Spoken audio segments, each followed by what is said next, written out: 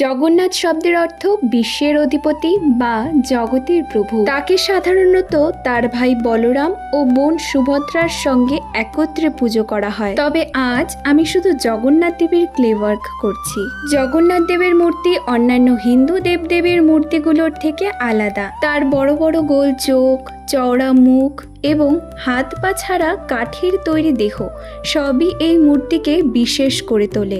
জগন্নাথ দেবের সবচেয়ে বিখ্যাত উৎসব হলো রথযাত্রা। দেবতাদের 3টি বিশাল রথে করে শহরের মধ্য দিয়ে টেনে নিয়ে যাওয়া হয়। এই রথ যেন মানুষের মনে ভালোবাসা, ভক্তি, একতা ও শান্তি নিয়ে আসে। তাই এই উৎসব ভালোবাসা, ভক্তি ও একতার প্রতীক। কালো, লাল, সাদা আর হলুদ রং দিয়ে জগন্নাথ ঠাকুরের মুখ রাঙিয়ে তুলছি। জগন্নাথ দেবের এই ক্লে ওয়ার্কটি রথযাত্রার আগেই বানিয়ে রেখেছিলাম, তবে কিছু ব্যস্ততার কারণে আর শেয়ার করে ওঠা হয়নি। ভিডিওটি ভালো লাগলে একটা লাইক করে দিও। দেখা হচ্ছে খুব তাড়াতাড়ি নেক্সট ভিডিওতে। টাটা।